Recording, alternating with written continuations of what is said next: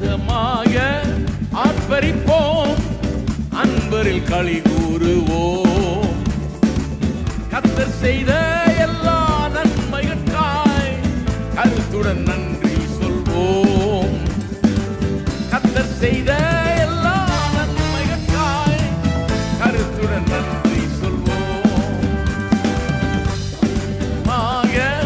ஆர்ப்பரிப்போம், அன்பரில் களி கூறுவோம்.